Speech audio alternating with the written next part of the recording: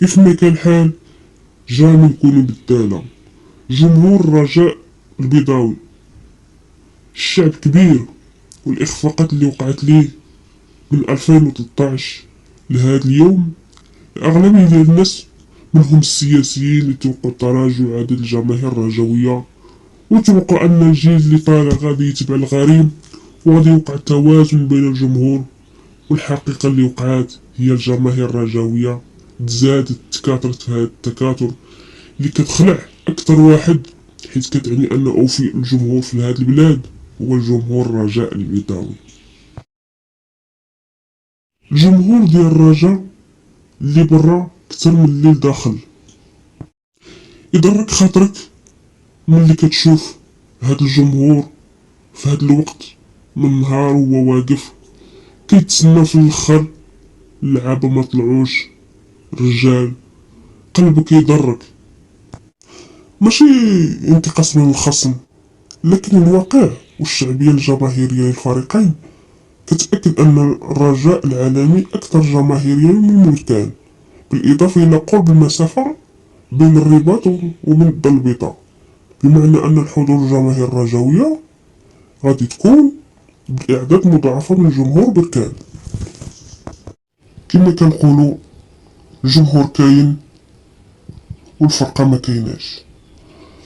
هنيئا لنهضة بركان بفوز بكأس العرش في كرة القدم، وهارد لاك للرجاء البيضاوي. القادم أفضل إن شاء الله، شريطة تصحيح المسار. تحية والتقدير للجماهير الغفيرة الرجوية التي عانت تنقل وتحملت متاعب عديدة، لكن من الضروري الاعتراف بأن الحكم مازال على عهد مع الفساد.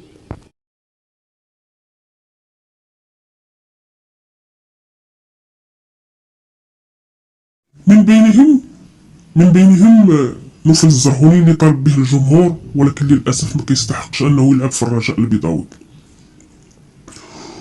وكاين بعض اللاعبين منهم بالجديدة ما كيستحقش أنه يحمل قميص الرجاء البيضاوي مذكور. كاع اللاعبين اللي مذكورين دابا كاع ما كيستحقوا أنهم يلعبوا في الرجاء. الرجاء كبير عليكم. والهدهودي كان خطأ فادح اللي كان الهدهودي أنك تحطي في هذا الموقف هذا وفي النهائي، لأنك ما كتستحقش أصلا من الرسمية تلعب في الرجاء، لأنك ضعف المستوى ديالك طيلة الموسم أبنت به الآن في النهائي. وبلا ما نهضروا على التحكيم وبلا ما نهضروا على الفار، لأن كل شيء واضح من بداية الموسم وحنا كنعانيو معاكم. اللاعبين ما كيديروش يعني كما كنقولوا ما كيركزوش على اللعب ديالهم، ديما كيركزوا على الحكم. شهادة الخبراء محايدين في المجال التحكيم، كما كنشوفوا اللقطة ديال بوزوق كيستحق الطرد رغم ان كاين التسلل، لان دخل واحد التدخل خطير ليسري بوزوق. هنا بكر الهلالي كان على الحكم انه يرجع للفار ويعطيه حمراء مباشرة للتطرد في اللقاء. وبالنسبة للتدخل ديال بنتايك، خاصك بزاف يا بنتايك باش تصبح افضل ظهير ايسر في المغرب.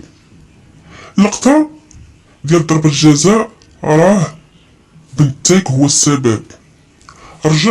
نرجعو كاملين اللقطة، ورجع هو يخلى بلاصتو خاوية، ومخلي الفحلي يعني دارو في جيبو من اول ديال الماتش حتى الاخر بدون رقابة. شد الكرة على راحتو ودخل بها للكاري، عاد جا السي بنتايك ودار طاكل، يعني واحد الطاكل بليد خلى بركان توج كأس العرش وضربة جزاء. اللي هما اللي كيعرفوا اي اصلا كيعرفوا حاجة وحدة اللي كيعرفوا انهم يديروها انهم يديروها هي الركنيات. اصلا بركان هذا هو السيستم دو جو ديالها، ديما كتعتمد على الركنيات ولا كرة ثابتة. مستحيل انها تماركي عليك بركان شي يعني بالهجمة منظمة. ولهذا كنقولوا هارد لك للرجاء البيضاوي. وندوزو للتحكيم. شكرا لكم لانكم قدمتوا لينا واحد الماتش اللي دنيء جدا، وكنشكروا الحكام المغاربه على هذا التحكيم ديالهم، المهزله ديالهم التحكيميه اللي كتكون في البطوله الوطنيه.